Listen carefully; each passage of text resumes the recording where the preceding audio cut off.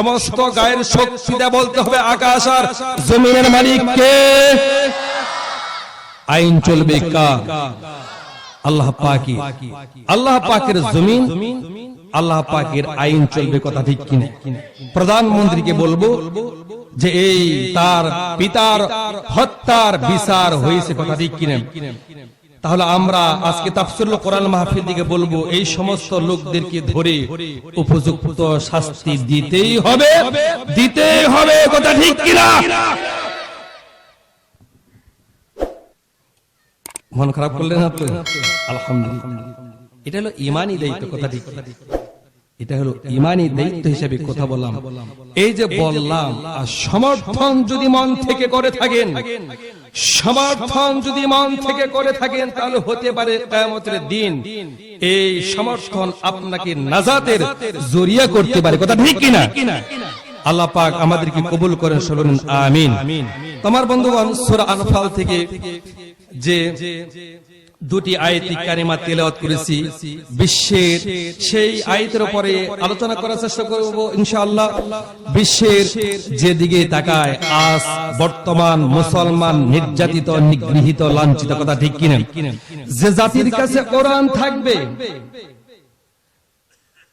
যে জাতির কাছে কোরআন থাকবে, সে জাতি কখনো হতভাগ্যমান জাতি হতে পারে না। মুসলমান দিন দিন লাঞ্ছিত, অপমানিত, পদদলিত, নির্যাতিত হচ্ছে, কথা ঠিক কিনা? একমাত্র কারণ হচ্ছে কোরআনে কারিম থেকে দূরে সরে যাওয়া, কথা ঠিক কিনা? কিন্তু কোরআন এসেছিল আপনার ভাগ্যকে পরিবর্তন করে দিবে, কোরআন এসেছিল আপনার ভাগ্যকে সুন্দর করে দিবে। আমরা সকলে চাই তো ইনশাআল্লাহ ভাগ্য সুন্দর করার জন্য? একটু হাত উঠাই দাও। নারায়ে তাকবীর, নারায়ে তাকবীর, আল্লাহু আকবার। আল কোরআনের আলো, আল কোরআনের আলো, আল হাদিসের আলো, সংসদে জালো, সংসদে জালো।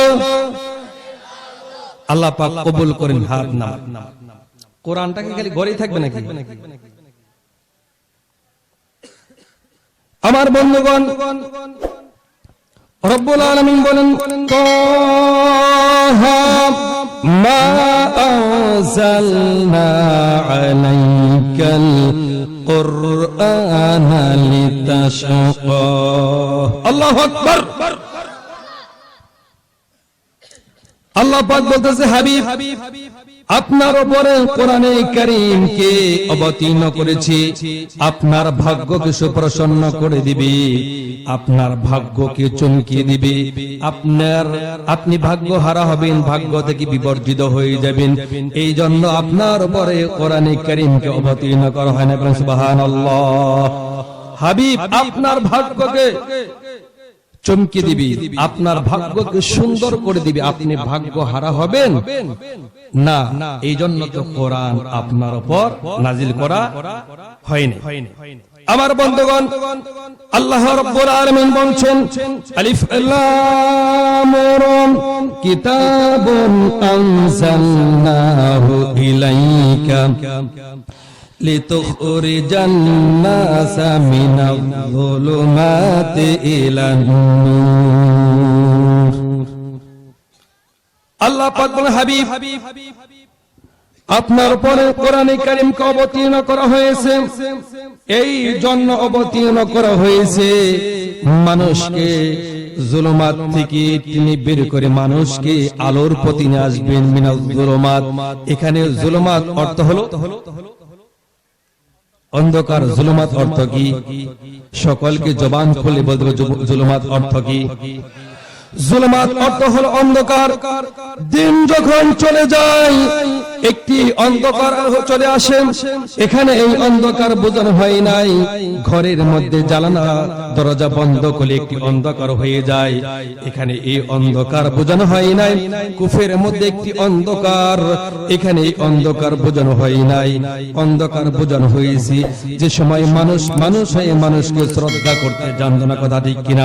যে সময় মানুষ হয়ে মানুষকে শ্রদ্ধা করতে জানতো না, যে সময় মানুষ হয়ে মানুষকে ইজ্জত করতে জানতো না, সম্মান করতে জানতো না, তারা মানুষকে জিন্দা কবর দিত।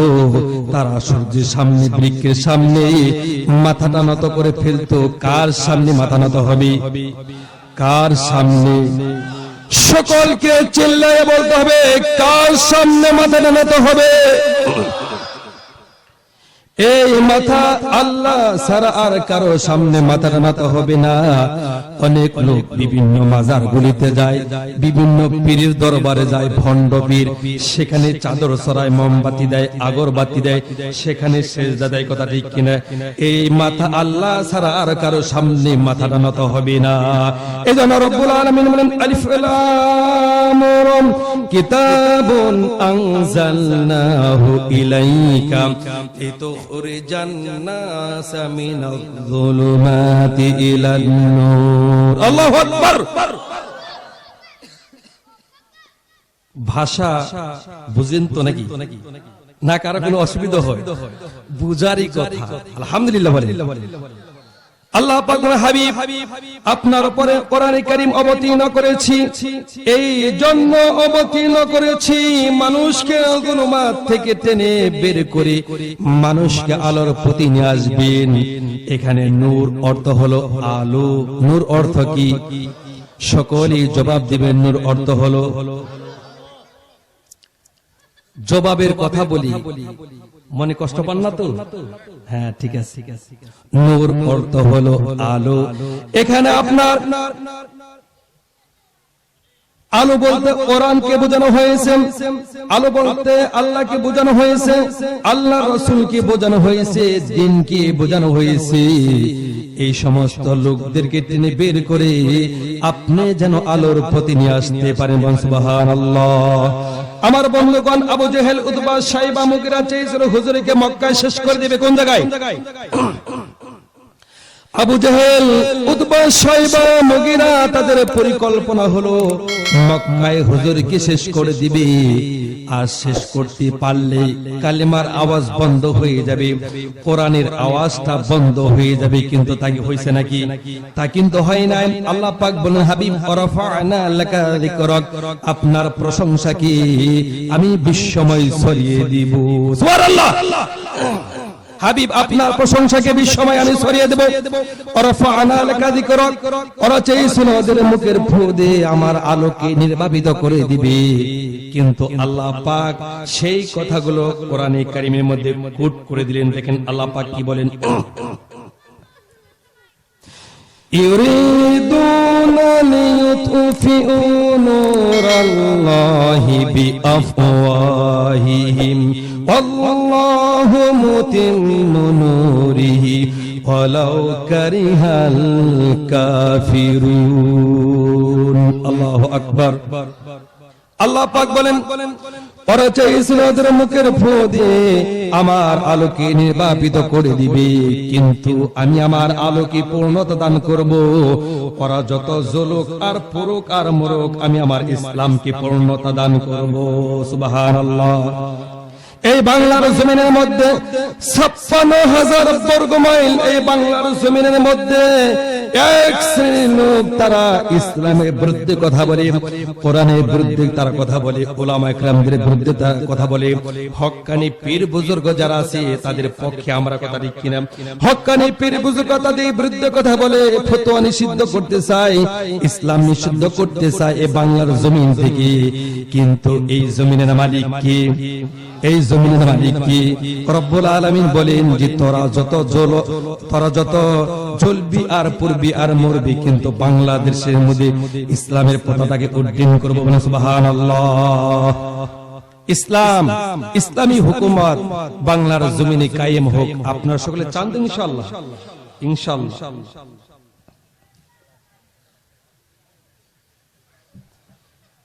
তো আমার বন্ধুগণ, সূরা আনফালের মধ্যে আমরা চলে যাই, সকলে আমার সাথে পড়ুন, আউযু বিল্লাহি মিনাশ শাইতানির রাজিম, বিসমিল্লাহির রহমানির রহিম।